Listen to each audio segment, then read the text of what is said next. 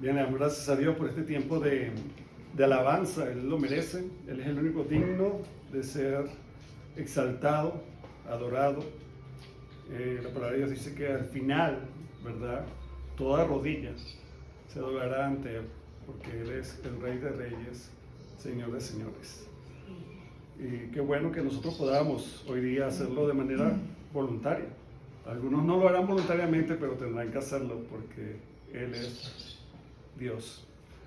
Bien, hermanos, les invito a buscar en sus Biblias el Evangelio según San Juan para seguir con nuestra línea de predicaciones en este Evangelio. Evangelio según San Juan, capítulo 15. Hoy vamos a estudiar del 1 al 17. El tema, como hemos puesto en el chat, se titula Permaneced en mí y está basado en esta porción del Evangelio según San Juan, de los versículos 1 al 17, que los voy a leer. Vamos a prestar atención. Ustedes me siguen ahí con su vista.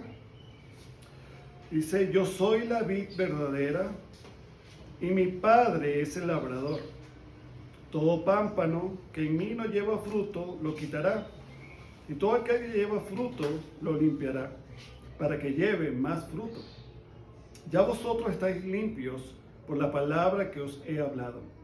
Permaneced en mí y yo en vosotros. Como el pámpano no puede llevar fruto por sí mismo si no permanece en la vid, así tampoco vosotros si no permanecéis en mí. Yo soy la vid, vosotros los pámpanos. El que permanece en mí y yo en él, este lleva mucho fruto, porque separados de mí, nada podéis hacer. El que en mí no permanece, será echado fuera como pámpano y se secará, y los recogen y los echan en el fuego y arden. Si permanecéis en mí y mis palabras permanecen en vosotros, pedid todo lo que queréis y os será hecho. En esto es glorificado mi Padre, en que llevéis mucho fruto y seáis así mis discípulos. Como el Padre me ha amado, así también yo os he amado. Permaneced en mi amor.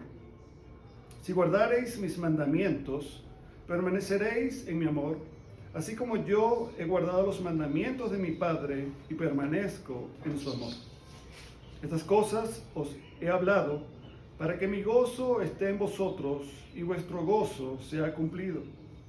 Este es mi mandamiento, que os améis unos a otros como yo os he amado. Nadie tiene mayor amor que este, que uno ponga su vida por sus amigos. Vosotros sois mis amigos si hacéis lo que yo os mando. Ya no os llamaré siervos, porque el siervo no sabe lo que hace su señor. Pero os he llamado amigos, porque todas las cosas que oí de mi Padre os las he dado a conocer. No me elegisteis vosotros a mí, sino que yo os elegí a vosotros. Y os he puesto para que vayáis y llevéis fruto, y vuestro fruto permanezca, para que todo lo que pidierais al Padre en mi nombre, Él os lo dé. Esto os mando, que os améis unos a otros. Amén. Bien, esta enseñanza de Jesús a sus discípulos se da antes de Él ir, ¿verdad?, al Monte de los Olivos, pero con mayor precisión al huerto de Getsemaní. ¿Okay? Ahí Él iba a estar un tiempo más. Cuando llega ahí, Él ora. ¿Okay? Él va a orar. Le va a decir a sus discípulos que fueron con Él, no lo dejaron ir solo, pero se acercaron ahí y Jesús les pide que oren también con Él. Él se distancia un poquito de ellos y ora la oración que nosotros sabemos, pidiéndole al Padre que si era posible pasara de sí esa copa, o sea, esa muerte de cruz, porque eso era terrible, ¿okay? Terrible. Nosotros a veces ni siquiera imaginamos lo que Jesucristo sufrió. Y aún cuando ustedes ven las nuevas películas, porque antes las películas eran como más tranquilitas, uno veía a un Jesús crucificado, pero desde que salió, ¿verdad?, la película de Mel Gibson, es como más fuerte, ¿okay? Mucha gente cuando sale del cine, cuando se estrenó, dice que no aguantaban el llanto. Era un dolor profundo cuando veían esas escenas. Pero eso, según muchos historiadores, el mismo, ¿verdad?, director me dice, me acerco a lo que Jesucristo sufrió. ¿Y todo eso qué? Esa causa del pecado. O sea, que nosotros vemos que ese sufrimiento, si lo vemos en correspondencia con el pecado es atroz, es horrible el pecado. Y por eso, de ser tan terrible, sufrió tanto. ¿Okay? Es como cuando uno se corta. Si es una cortada pequeña, ¿qué pasa? Uno no se lamenta mucho, aunque se lamenta. Ay, me duele y me duele. Pero ¿qué pasa cuando hay una herida más abierta, más fuerte? Uno sufre más. Entonces, el sufrimiento de Jesús fue correspondiente, fue proporcional, vamos a decirlo así, si queremos ilustrarlo, a la gravedad de nuestro pecado. Y en la salvación le damos gracias a Dios porque Dios hace todo, y nuestra participación, nuestra contribución al plan de salvación, ¿cuál fue? Nuestro pecado. Eso fue lo único que nosotros pusimos, pecado. Y a causa de ese pecado, Jesucristo y el Padre tuvo que hacer todo lo demás. Pero tú y yo, nada, solo pecado pusimos ahí, lo malo. Jesús hizo todo lo bueno. ¿Okay? Y Él está ahí en el huerto de Getsemaní, unas horas después de este suceso, orando que si es posible, humanamente, que el Padre diera otro plan B, pero no había otro plan. Porque ese plan ya se había terminado desde la eternidad. Cristo, el Hijo, va a ser el Cordero inmolado. Pero en el aposento alto, ¿verdad?, a pesar de que pareciese que ellos ya habían salido, ¿y por qué parece? Porque terminamos el domingo pasado en el versículo 31 que dice: mas para que el mundo conozca que amo al Padre, y como el Padre me mandó, así hago, levantaos, vamos de aquí. Da la sensación de que ellos están abandonando el recinto y se van. Pero ¿por qué sabemos que hay una serie de sermones que van desde el 15, y si ustedes ven en sus Biblias, hasta el 17, estas fueron las últimas palabras de Jesús en el aposento alto. Y vemos, ¿verdad?, ahí en el 18, el comienzo del 18, dice: habiendo dicho Jesús estas cosas, todo este sermón, todas estas cosas que él dice desde el 15 hasta el 17, dice, salió con sus discípulos al otro lado del torrente de Cedrón, donde había un huerto, este huerto que les acabo de decir, de Getsemaní, donde iba a orar. Entonces, pareciera, como les dije, si uno lee solamente el 14, salud, que salen en ese momento. Y parecía que toda esta enseñanza sucede en el camino. Pero cuando leemos el 18, sabemos que todavía no habían salido, sino que todo este sermón fue ahí, en el aposento alto. Pero ¿qué había sucedido? Sabemos que habían celebrado la Pascua, ¿verdad? Habían cenado. También Jesús había instituido la Cena del Señor, que hablaba acerca de lo que Él iba a hacer. Pero es interesante, y lo voy a dejar como tarea para ustedes en su casa, según la tradición judía, cuando se celebraba la Pascua, y lo dicen algunos evangelios sinópticos, por lo menos Marcos 14:26 lo menciona, y Mateo 26:30 también lo menciona, que ellos cantaron un himno. ¿Okay? Cantaron, así como cantamos nosotros hace poco, ellos también cantaron después de haber cenado. ¿Okay? Y ese canto solía ser el jaleo. ¿Okay? ¿Y qué significa eso? Era cantar los salmos desde el 113 al 118. ¿Okay? Eso se acostumbraba. ¿Okay? El jaleo. Del salmo 113 al 118. Entonces, ¿cuál es la tarea? Yo les voy a dejar que ustedes lean esos 6 salmos en su casa, no son muy largos. Y van a ver lo impresionante de lo que ahí se narra acerca de lo que iba a hacer Jesús. ¿Okay? Su misericordia, su salvación, toda su entrega, ustedes lo van a poder contemplar ahí. Y es interesante que él canta de eso, pero se refiere a quién? A él mismo. A él mismo. ¿Okay? Y cuando ustedes lo lean, yo lo leí y no hay tiempo, si no lo leeríamos acá, pero no hay tiempo ahorita. Pero léanlo en su casa, por favor, hoy. ¿Okay? No lo dejen para mañana ni para el miércoles, léanlo hoy. Del Salmo 113 al Salmo 118. Y en este contexto que vamos a ver ahorita, es otra cosa que quiero dejar importante, es que la palabra permanecer se repite muchas veces, ¿ok? En esa corta porción vemos que la palabra permanecer se repite exactamente 11 veces, conté yo. 11 veces se repite este verbo en sus diferentes formas, en imperativo, en condicional y en forma presente, ¿ok? Y lo vamos a ir detallando cómo Jesús hace énfasis en eso. Pero vamos a orar pidiendo la dirección del Espíritu Santo para entender, ¿verdad? De manera fácil, sencilla. Voy a tratar de exponerlo de la manera más comprensible posible esta enseñanza. Amado Padre Celestial, volvemos a ti, porque sabemos que para entender tu palabra necesitamos tu ayuda, el autor de este libro. Queremos darte gracias, Señor, por tu Santo Espíritu, el cual tú das, Señor, para que podamos tener, Señor, comprensión, entendimiento, Señor, de estas verdades. Te pedimos a ti, Señor, que nos des sabiduría, por favor. Tu palabra dice que aquel que tiene falta de sabiduría puede pedírtela a ti, que tú se la darás en abundancia. Queremos, Señor, recibir el conocimiento tuyo en esta mañana. Ayúdame, Señor, como un instrumento, un vocero, para que puedas poner esta porción, Señor, de la manera más comprensible posible. Ayúdanos a entender estas verdades, Señor, y aplicarlas también a nuestra vida, que no solamente seamos oidores, sino hacedores de tu palabra. Te damos gracias por esto, Padre, en el nombre de Jesús. Amén. Amén. Bien, dice el primer versículo, ¿verdad? Que Jesús va a usar el último yo soy, vamos a decir así, de lo que aparece en el Evangelio según San Juan. Hemos hablado en otras predicaciones de que Juan, ¿verdad? El apóstol Juan, usa, a diferencia de los demás evangelistas, habla de Jesús desde la eternidad. ¿Se acuerdan?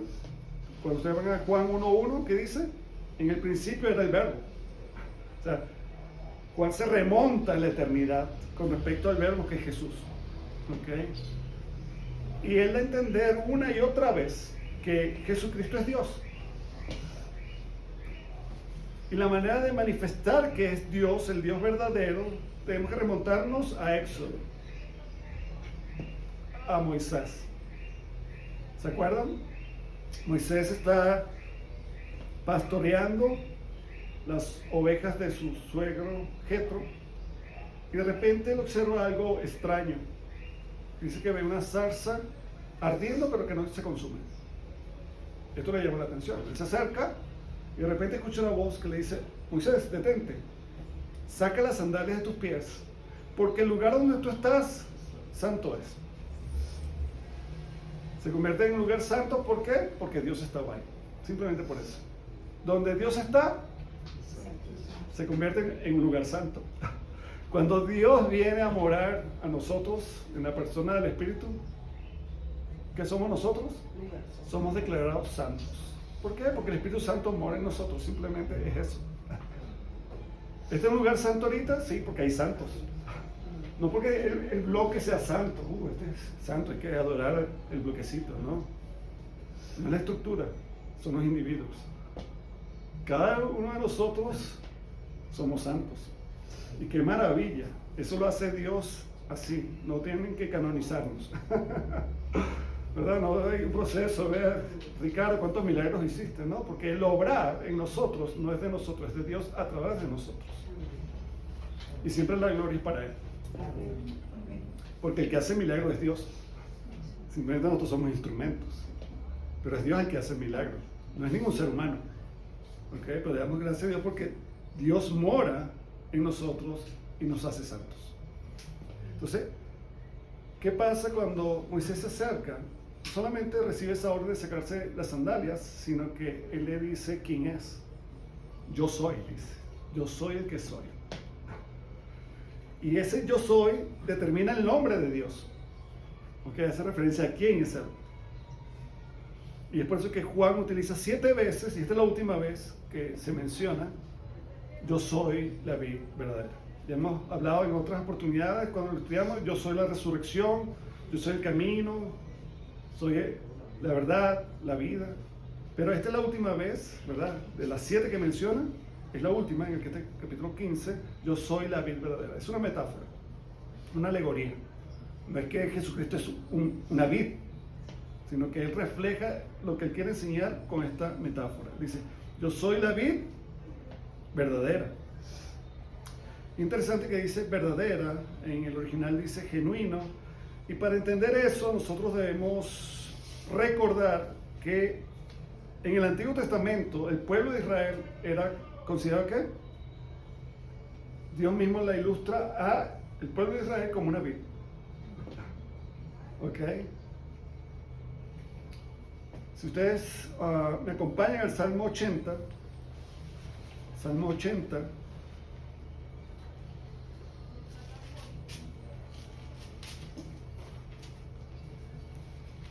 vamos, bueno, le voy a leer rápidamente, del 8 al 16, Salmo 80, del 8 al 16 dice, hiciste venir una vid de Egipto. Recordamos a este profeta Moisés, que Dios usó como ¿qué? Como un instrumento para liberar ¿qué? A su pueblo de Egipto. Pero ¿cómo lo ilustra aquí el Salmo? Dice, hiciste venir una vid de Egipto, es el pueblo de Israel. Echaste las naciones y las plantaste, limpiaste sitio delante de ella e hiciste arraigar sus raíces y llenó la tierra. Los montes fueron cubiertos de su sombra y con sus sarmientos, vamos a ver, ahorita les voy a explicar un poquito la diferencia entre sarmientos y pámpanos. Los cedros de Dios, extendió sus vástagos hasta el mar y hasta el río sus renuevos. Voy a saltar al 14. Oh Dios de los ejércitos, vuelve ahora, mira desde el cielo y considera y visita esta viña. Entonces vemos que es una cita que habla acerca de que el pueblo de Dios, el pueblo de Israel era ¿qué? Visto, ¿verdad? Daba como una comparación a una viña. También ustedes lo pueden ver en sus casas en Jeremías 2:21. ¿Ok? Y hay otras citas, ¿ok? En cuanto a esto. Pero ¿cuál es la diferencia? Que el pueblo de Israel nunca dio el fruto esperado. El pueblo de Israel nunca dio el fruto esperado. Pero Jesucristo ahora viene a cumplir la obra. ¿Ok? Por eso él dice, yo soy la vid verdadera. Porque yo sí hago la obra que el Padre quiere que se haga. El pueblo de Israel no la cumplió. ¿Ok? A los dirigentes en su tiempo, los fariseos, Jesús les recriminó mucho. Dice, si ustedes me conociesen, este pueblo conocería y me aceptaría ahora mismo, sin problemas. Pero ¿qué pasó? No dieron el fruto adecuado. ¿Okay? Entonces Jesús tiene que darse ahora a conocer como que Él es la vid, pero es la verdadera. ¿Okay? Por eso es que se dice así, yo soy la vid verdadera. Y dice el versículo 1, y mi padre es el labrador, el agricultor. ¿Okay? El viñedo, el que pasa por ahí, el viñador, perdón, no el viñedo. El viñedo es el plantío, pero el viñador es el que pasa y cuida, ¿verdad? De cada una de esas plantas. ¿Y qué hace? Él observa. Si alguien siembra algo, ¿es para qué? Para cosechar fruto. Porque si no da fruto, ¿se acuerdan? Muchas veces Jesús, no hablando de la viña, sino de los higos también, Jesús pasaba y vio una higuera y se paró en el camino con sus discípulos y fue a esa planta y buscó ¿qué? Si tenía higos, y no tenía higos. ¿Y qué hizo Jesús? La maldijo. Se fueron y cuando regresaron, ¿qué vieron con esa mata? Estaba seca. Y los discípulos dicen, wow, viste, la planta que tú maldijiste está muerta. ¿Y por qué la maldijo? Según el relato, porque no tenía fruto. Porque no tenía fruto. Entonces yo creo que vayamos, hermanos, ya preguntándonos a cada uno de nosotros, porque se nos está comparando con una viña. ¿Estoy dando fruto? Cuando Jesús viene, cuando el Padre viene y revisa, ¿hay fruto o no hay fruto? No me respondo, o sea, cada uno vaya, a medida que vamos estudiando, internalizando eso, pero ¿estoy dando fruto? Es una buena pregunta. Versículo 2. Todo pámpano que en mí no lleva fruto, lo quitará. ¿Quién lo quitará? El Padre. El Padre quitará esa rama, ese vástago, ese sarmiento, porque el sarmiento, a diferencia del pámpano, quiero aquí aclarar un poquito para que estemos claros, cosas de botánica, pero es importante para que lo entendamos. Los sarmientos son las ramas de la vid que brotan cada año, ¿verdad? Pero si no dan fruto, las hojas se caen y se seca. Queda simplemente esa madera ahí que no sirve para nada. Esa madera no sirve para nada. Usted no debe decir, voy a cortar ahí y voy a hacer una mesa. O voy a hacer una silla. No sirve. ¿Solo sirve para qué? Para ser quemado. Para ser quemado. No sirve para nada. Eso no es un roble, eso no es un cedro. No sirve. La única función es dar fruto. Y si no da fruto, no sirve. ¿Me van siguiendo? O sea, lo importante de eso es que dé fruto. Si no da fruto, no sirve. Se corta y se echa el fuego. Porque ni siquiera la madera sirve para algo. En sí mismo, si no da fruto, no sirve. Hay muchos cristianos que están en la iglesia y están ahí. Y si no dan fruto, ¿de qué sirve?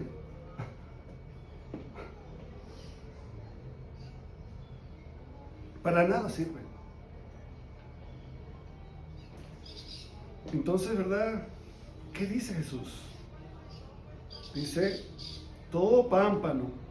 El pámpano es ese brote verde que sí se ve como floreando y que ya va a dar fruto.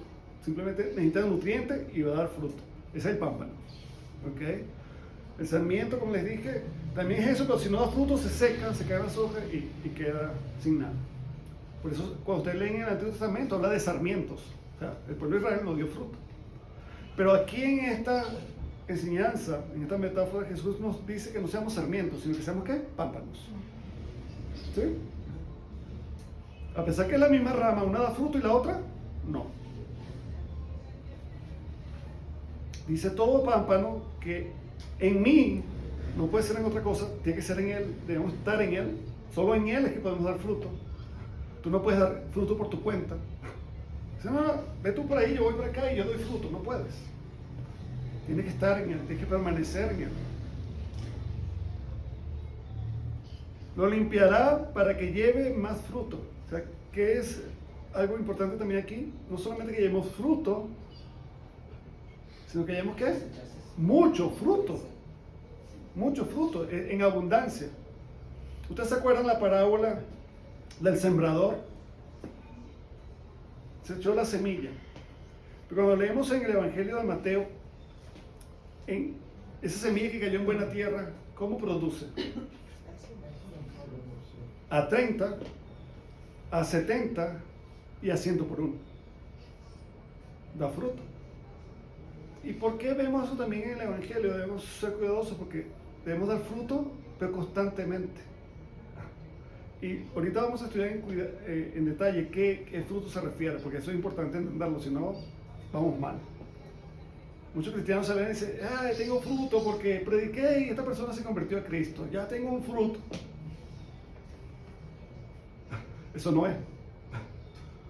A eso no se refiere. Algunos dicen, es eso. Y debo buscar más frutos, debo tratar de que más personas que acepten a Cristo. Y a veces uno piensa, bueno, ya he ganado a 5, a 10, ya tengo 10 frutos. Eso no es. A eso no se refiere. ¿Ok? Pero en nuestra vida, a veces nos damos todo el fruto. Yo recuerdo que mi papá tenía un viñedo allá en la casa, era de uva fresa, era injertado. Y no siempre los racimos eran del mismo tamaño. A veces eran más pequeños, a veces eran más grandes, a veces eran súper grandes. Pero ¿qué quiere el Señor con esto? En nuestra vida cristiana, a veces vamos a dar al 30%.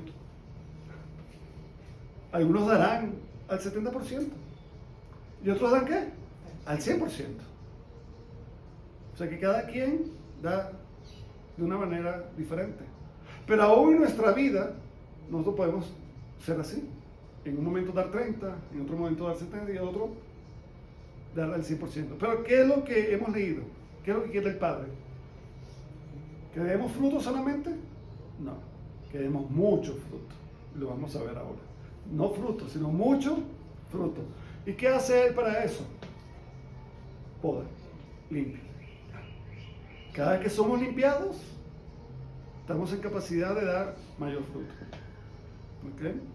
Por eso habla el versículo, lo limpiará para que lleve más fruto. Y dice el versículo 3, ¿cómo somos limpiados? Ya vosotros, recuerden que le está hablando a los discípulos, ya no está hablando al pueblo, sino a sus discípulos, aquellos que han creído, que le siguen, que lo han visto como el Mesías. ¿Okay? Esos son los que deben dar fruto, no otros. ¿Y qué dice? Ya vosotros estáis limpios por la palabra que os he hablado. ¿Qué nos limpia a nosotros? La palabra de Dios. La palabra de Dios nos limpia. ¿Ok? ¿Se acuerdan? Los que estuvieron, pero voy a recordar un poquito, cuando estudiamos, cuando Jesús lava los pies a sus discípulos. Pedro se niega, no, a mí tú no me vas a lavar. ¿Y qué dice Jesús? Si tú no te dejas lavar, no tendrás parte conmigo. Y ahí está un problema, si tú no tienes parte con Cristo. Ahí hay condenación. Ahí no puedes dar fruto. Ahí estás separado de Él. Hay un problema.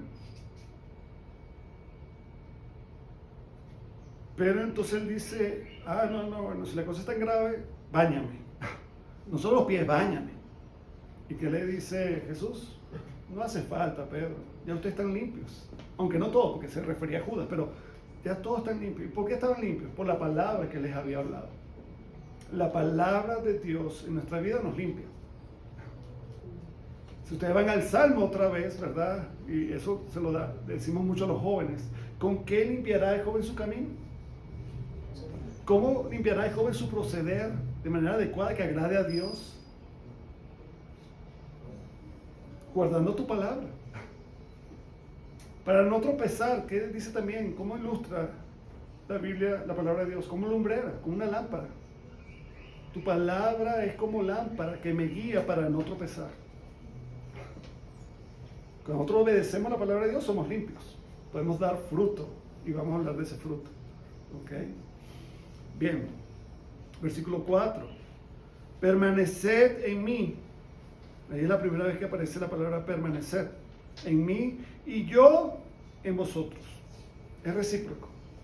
¿Ok? No es que solamente tú estés ahí pasivo, sino que hay una unión, hay una relación de yo con Dios y Dios conmigo. Debe existir eso. ¿Ok? Y dice, como el pámpano no puede llevar fruto por sí mismo, no importa cuánto tú te esfuerces, la rama puede estar, quiero dar fruto, quiero dar fruto. ¿Y va a dar fruto? ¿Porque quiere la rama? No. Porque no depende del pámpano, depende de la vid. El pámpano simplemente es una extensión y la vid le da la vitalidad, le da, ¿verdad?, el poder dar ese fruto. Y dice, así tampoco vosotros si no permanecéis en mí. Fíjense que en solo ese versículo, ¿cuántas veces aparece la palabra permanecer? Y aparece 2 veces. Versículo 5, yo soy la vid, vosotros los pámpanos. El que permanece en mí y yo en él, este lleva ¿qué? Mucho fruto. Porque separados de mí, nada podéis hacer. ¿Y qué es lo que se nos ha mandado a hacer? Llevar fruto. Mucho fruto. Ahora, ¿a qué fruto se refiere? Porque los tengo ahí como, pero dilo. Es a la relación, ¿verdad? Nuestro vivir con Cristo. Eso es lo que es el fruto. Nuestro vivir en Cristo. Alguien lo definió y se lo quiero leer. de la siguiente manera: es la vida de Jesús en mí, siendo vivida y manifestada a través de mí. Es el fruto. ¿Ok? Repito, es la vida de Jesús en mí, siendo vivida y manifestada a través de mí. Eso es como parafraseando lo que dijo Pablo en Gálatas 2:20. No vivo yo. Cristo ahora vive en mí. ¿Ok? ¿Qué le reclamaba Dios a esa viña, que es el pueblo de Israel? Dice, ya va, pero si yo te sembré, cuidé de ti, podé, ¿cómo es que cuando vengo a buscar el fruto,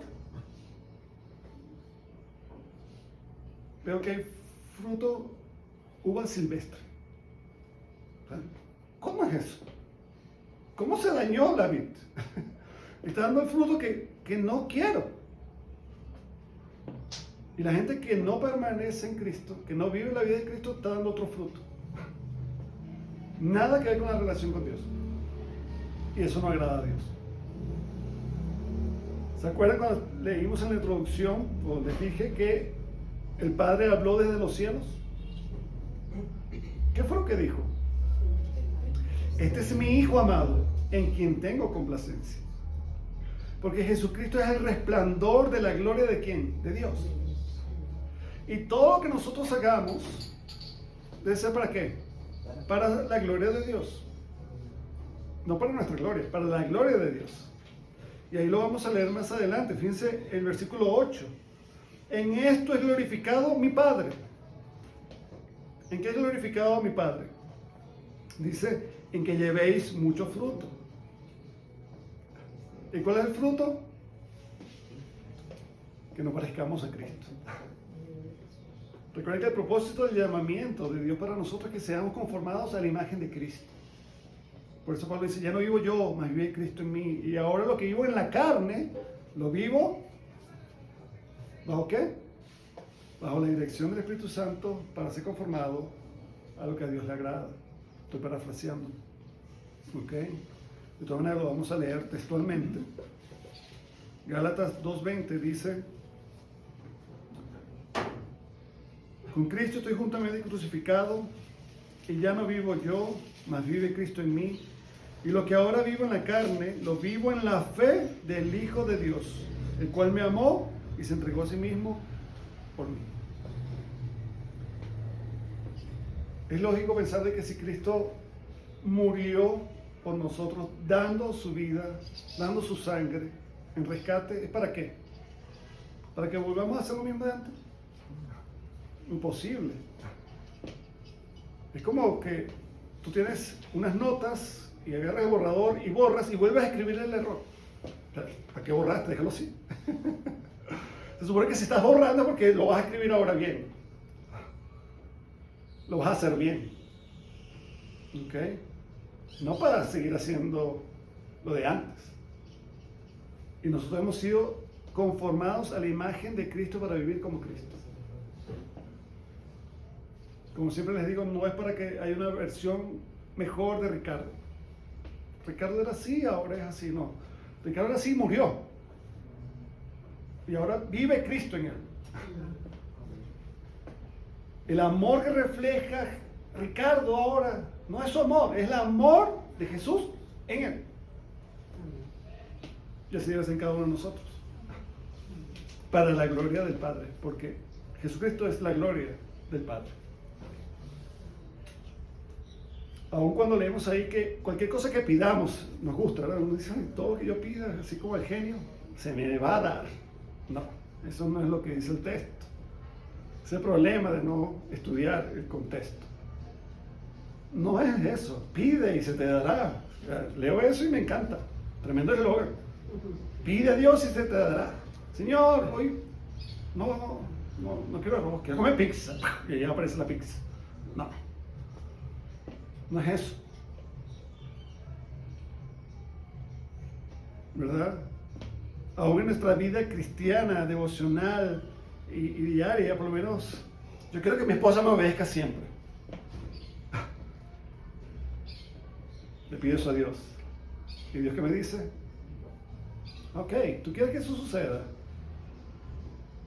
Ama a tu esposa como Cristo amó a su iglesia y se entregó a sí mismo por ella. O sea, ¿qué deseas, amorcito? ¿Qué deseas desayunar hoy? Cambia todo. Dice, Señor, eso no es que me obedezca.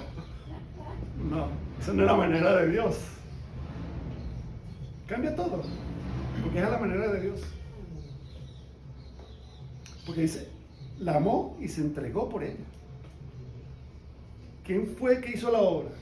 Cristo por la iglesia, no la iglesia por Cristo. Ay, que no era, no, entonces no. No nos gusta a veces, porque pensamos a nuestra manera, no a la manera de Dios.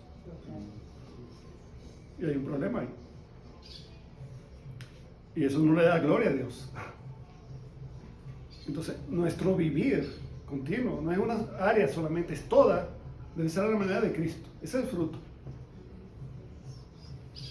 Y somos limpiados por su palabra. Y a veces cuando hacemos las cosas bien, se nos poda para que lo hagamos bien. Para que demos el fruto deseado. ¿Vamos bien? Dice la palabra de Dios, ¿verdad? En el versículo 6. El que en mí no permanece será echado fuera como pámpano y se secará. Yo quiero aclarar aquí porque algunos piensan, dice, mira, el cristiano se pierde. La salvación se pierde. Si tú no haces lo que Dios quiere, serás echado ¿qué? En el fuego. Y no estamos hablando de eso. Jesús no está, recuerda, es una metáfora, no es una doctrina. Pero la enseñanza que hay detrás de esto es que debemos permanecer. Porque el que no permanece en Cristo no se está relacionando con Él. Por tanto, no es de Él. Y si no es de Él, por supuesto, está en condenación. Es como dice la palabra de Dios en Juan 3:16. Para que todo aquel que en Él crea no se pierda, mas tenga vida eterna. Pero el que no cree ya ha sido condenado, no es problema. Tú no estás en Cristo, por eso te pierdes. Pero el que está en Cristo, ¿qué dice? Si ustedes están en mí, hay algo que tiene que suceder sí o sí. No hay de otra. Deben dar fruto. Si tú estás permaneciendo en Cristo, ¿cuál es el resultado? No hay otro. Debes dar fruto. Por eso que debemos autoexaminarnos. Y es la pregunta que les dije antes. ¿Estoy llevando fruto? Porque si no estoy llevando fruto, ¿qué pasa? Uno, no estoy permaneciendo en Cristo. Y si no estoy permaneciendo en Cristo, no soy de Él. No soy de Él.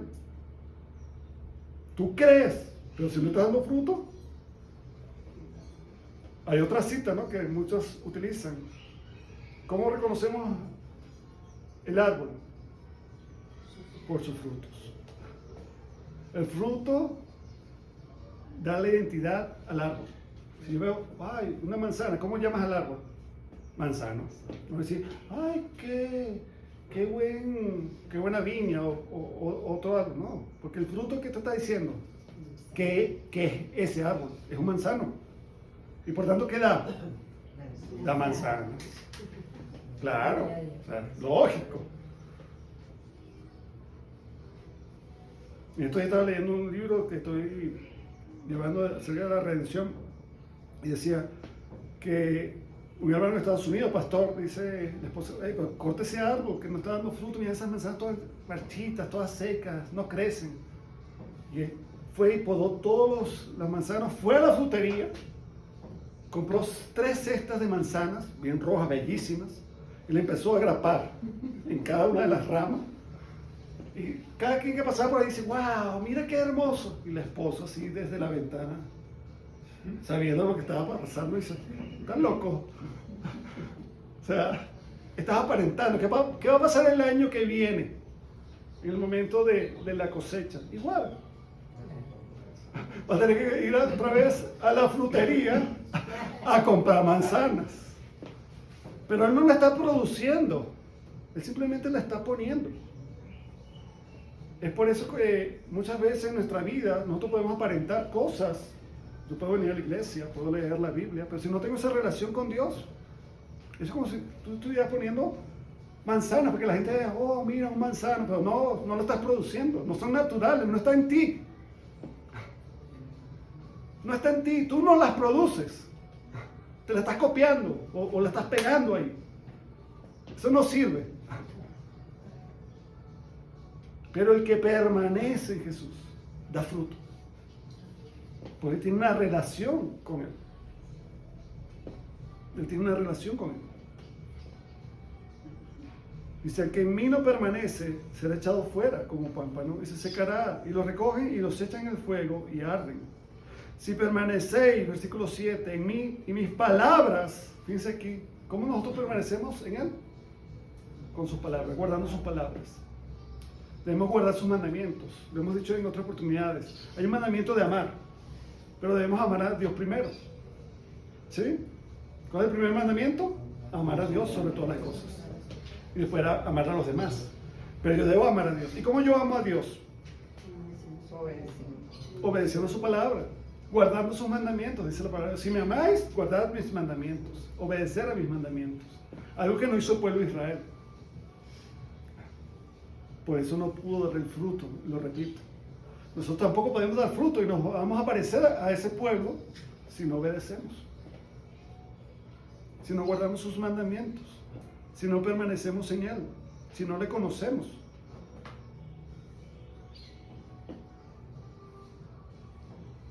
Entonces, hay algo que está aquí, ¿verdad? En el versículo 7 dice: si tú permaneces en mí y mis palabras permanecen en vosotros, debe haber esa reciprocidad. ¿Qué dice?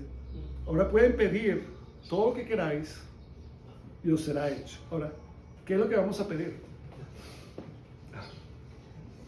Si hemos entendido,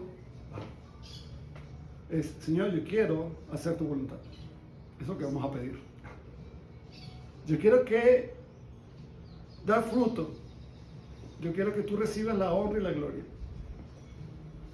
¿Se acuerdan cuando Jesús hacía milagros y señales? ¿Qué decía la gente?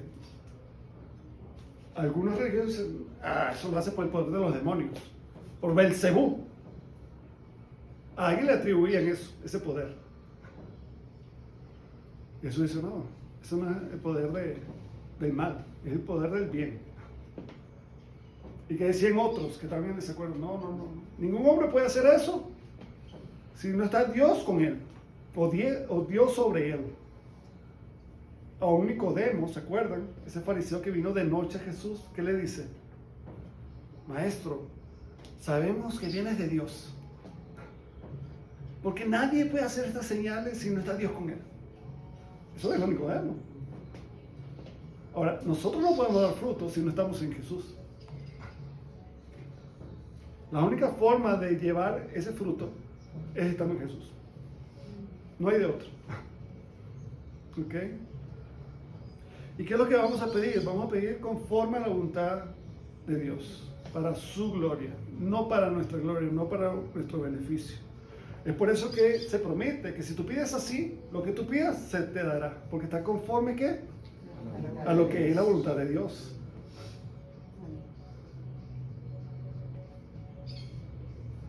Versículo 8: en esto es glorificado mi Padre, en que llevéis mucho fruto.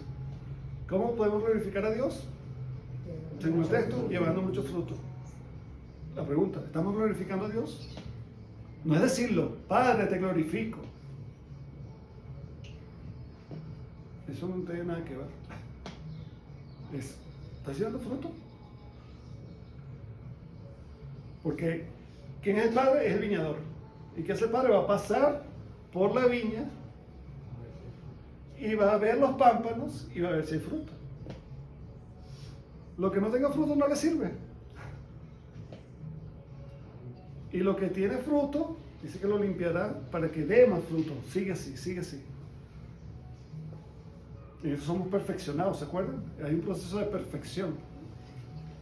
Para eso tenemos que ser podados, para eso tenemos que ser limpiados cada día. Versículo 9: como el Padre me ha amado, así también yo os he amado. Permaneced en mi amor. Aquí hay otra cosa importante. ¿Permanecer qué? En el amor de Cristo. ¿Y cómo se hace eso? Guardando sus mandamientos, obedeciendo su palabra. ¿Ok? Ahí yo permanezco en su amor, haciendo lo que Él me enseñó.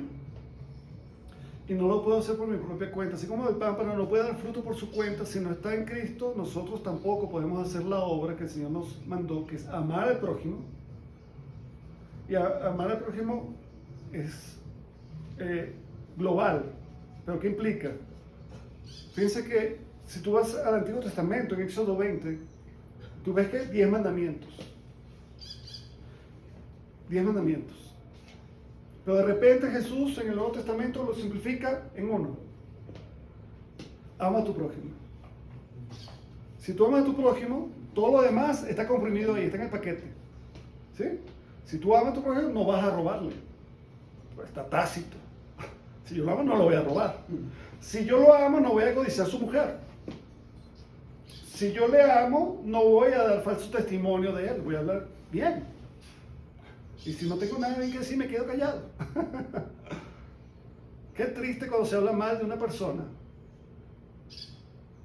y dañamos su integridad, dañamos su reputación, entonces viene otro y ya te ve feo, pero no te conoce, pero alguien le dijo que tú eras así, asado. Y ya eso lo hace ver con unos espejuelos, con unos lentes que te ven feo.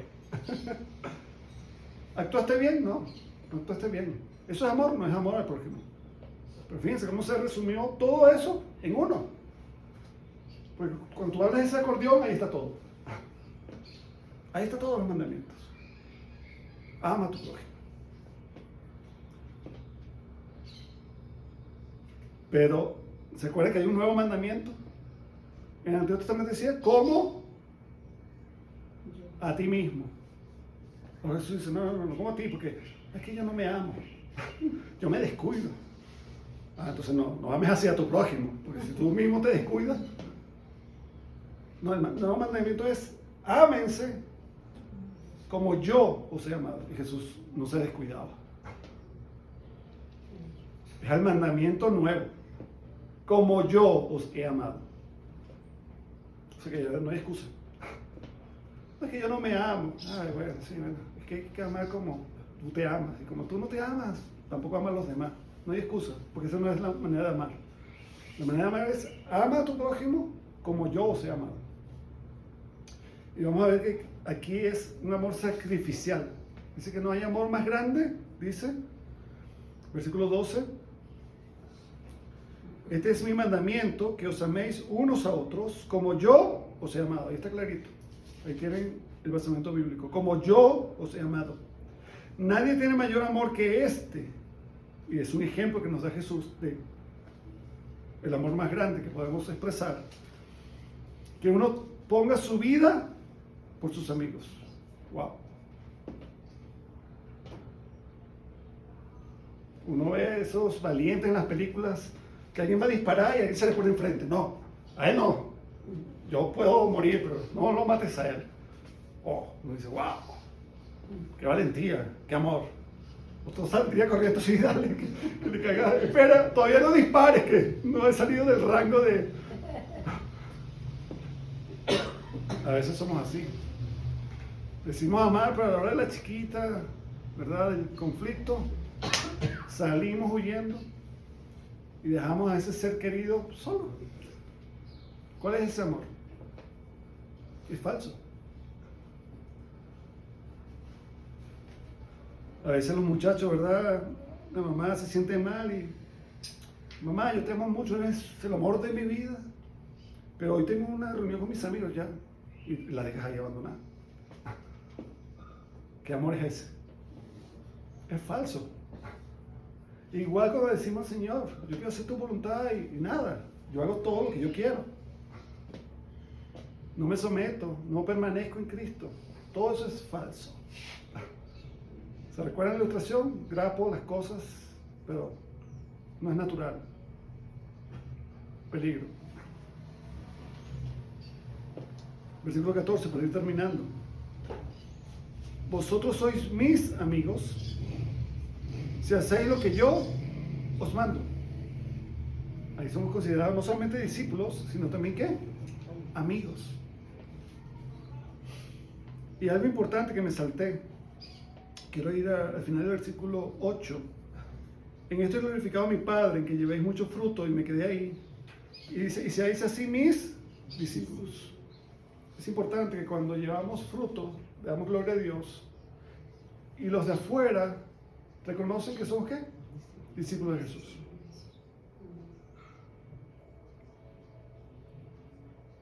Hay un canto de esto también de amarnos unos a otros, porque el amor es distinción del cristiano verdadero. Así cantamos, el amor es distinción del cristiano verdadero. Así sabrán los demás que somos y le pertenecemos a Cristo. Si amamos a Dios y nos amamos, ¿qué? Los unos a los otros de la manera que Cristo nos amó. Un amor real, un amor genuino, ¿ok? Un amor que está activo, que acciona, no solamente que dice, sino que obra, ¿ok? El que ama hace algo. Y el amor de Dios, si ustedes quieren revisarlo, que no es el tema de hoy, lo podemos predicar en otra oportunidad. 1 Corintios 13, ¿qué dice? ¿Qué hace el amor? ¿El amor perdona?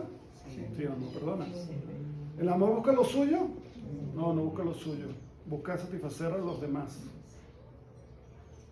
¿Se goza en recibir o se goza en dar? Se goza en dar. ¿Es envidioso? ¿Es orgulloso? ¿Vanaglorioso? No. Ese es el amor de Dios. El amor ágape. ¿Ok? Entonces, no es el amor filial que dice yo amo a mi familia, a los demás no. O el amor erótico, ¿verdad? Yo amo a mi esposo y esto porque, bueno, en nuestra intimidad, no. Es el amor ágape. El amor de Dios. Y se puede reflejar, sí, porque recordemos que viene del mismo Señor. O sea, esa savia que viene a nutrir el pámpano, ¿de dónde viene? Viene de la vid.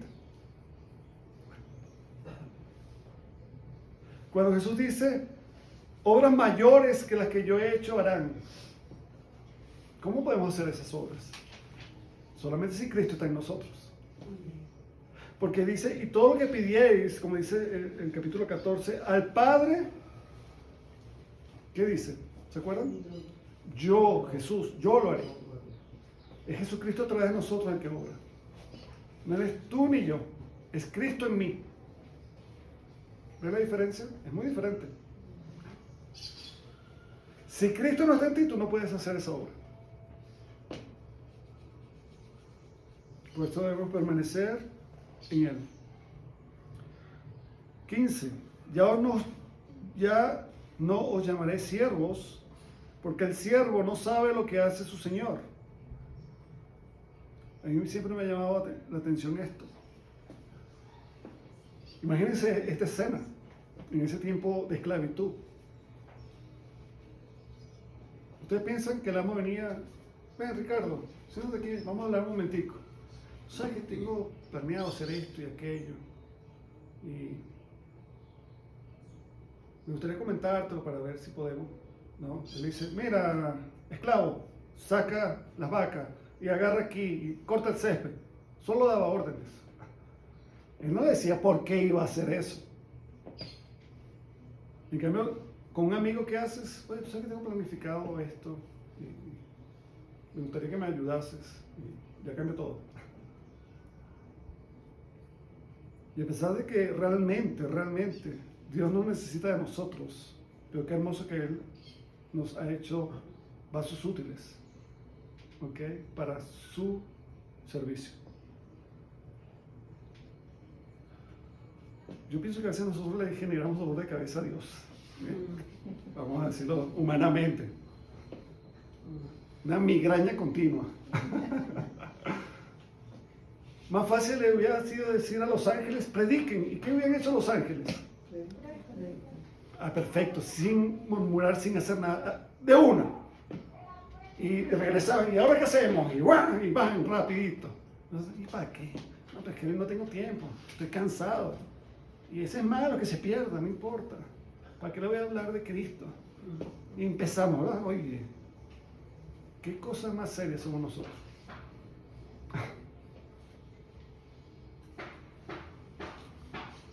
Pero nos gusta cantar, heme aquí, Señor, envíame a mí. ¿A dónde?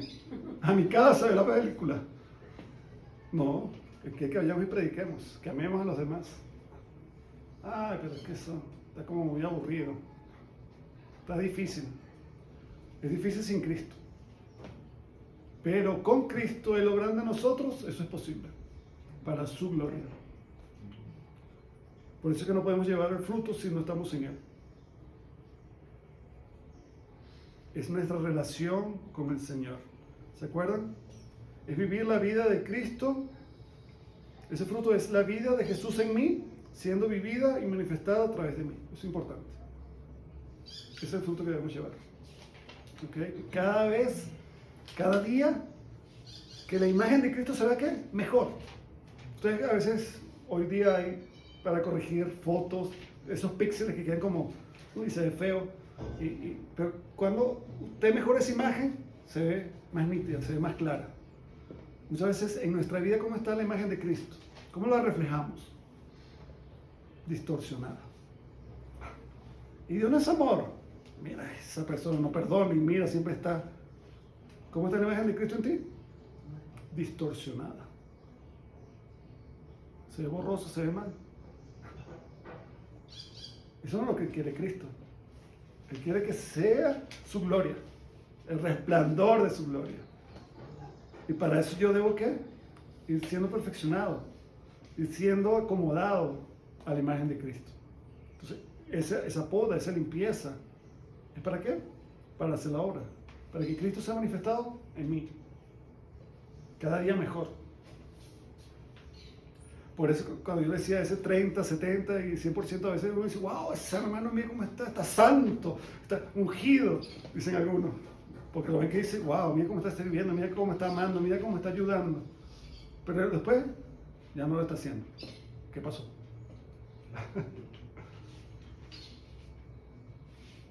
¿Qué hace falta en ese momento? Poda. Limpieza. Porque Dios quiere que llevemos ¿qué? Más y más fruto. ¿Ok?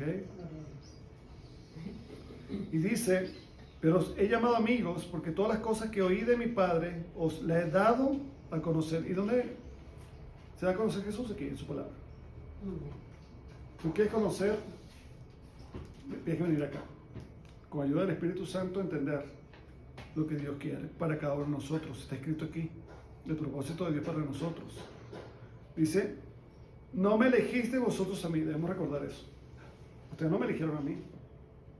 Soy yo el que los elegí a ustedes. Hay una gran diferencia en eso, ¿verdad? Nosotros a veces en nuestro diario vivir, aún en un equipo de deporte, si van a ser dos grupos, supóngase que van a jugar baloncesto, está el líder, el que encesta todo el tiempo, de tres, de todas partes, de media cancha, y él elige, yo, están todos ahí, ¿verdad? Elígeme a mí. Pero ellos no se pueden postular simplemente y venir al equipo. Ese líder tiene que escogerlos. Sí, tú, ven para acá, tú, fulano, tú, ven. Ahora, ¿quién es el líder? El que los eligió. Le va a decir, tú vas a estar de defensa, tú vas a estar allá. ¿Quién eligió a quién? ¿Nosotros elegimos a Dios o Dios nos eligió a nosotros? Dios. ¿Quién pone las reglas? Dios pone las reglas.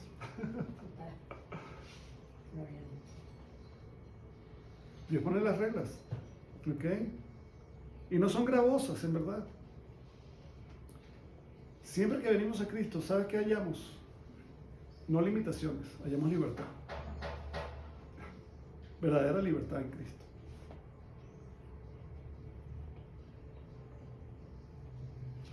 ¿Qué pasa cuando obedecemos a Dios y perdonamos? ¿Usted no se siente tranquilo cuando perdona?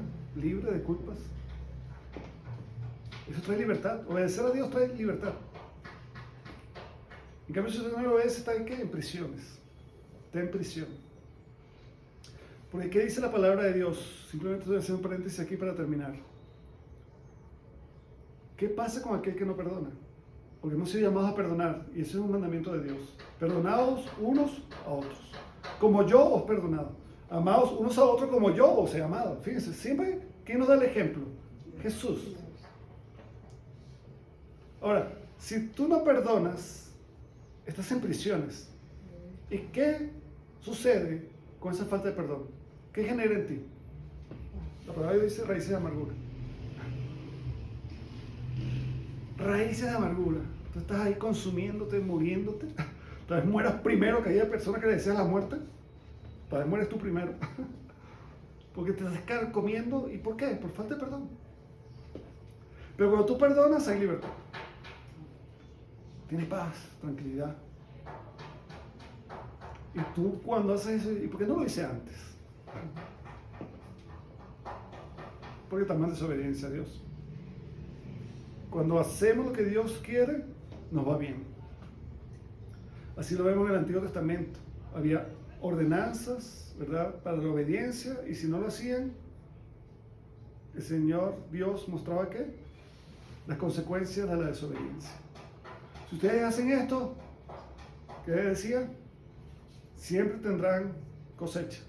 Sus animales procrearán y no tendrán pérdida. Sus mujeres no serán estériles. Y por ahí, bendiciones y bendiciones y bendiciones. Lloverá su tiempo. Porque para un agricultor, nosotros tal vez no, porque estamos en la ciudad. Entonces, si usted viviera en el campo y usted fuera un agricultor, ¿qué es importante para usted? La lluvia. A nosotros nos vemos, ay, qué fácil está lloviendo, ahora no puedo salir. Pero para un agricultor salta de alegría. Y da gracias a Dios por la lluvia. Porque eso es lo que va a permitir que él tenga fruto. Que pueda cosechar y pueda sostenerse. Nosotros no lo vemos así. Porque estamos en otra circunstancia. Hoy día, tristemente, Jesucristo lo podemos postergar. Pero ¿qué pasa si usted sale de su casa, va a medio camino y algo le faltó? No es la cartera, no es su documento, no es la licencia de conducir, el celular. ¡Me muero! ¡Ay, tengo que regresarme! ¡Te mueres! ¡Te da un paro cardíaco! O sea, el celular hoy día es ¿qué? Más importante que Jesús. Analízalo bien. ¿A quién adoramos? Al celular. Al celular adoramos. Ya Jesús no está de primero. Yo puedo salir de la casa sin orar, pero sin el celular no. Yo puedo dejar de desayunar, pero yo tengo que ver ahí qué pasó en internet. Es triste. ¿Qué fruto estamos llevando? Debemos meditar en eso, hermanos. Yo también debo meditar en eso.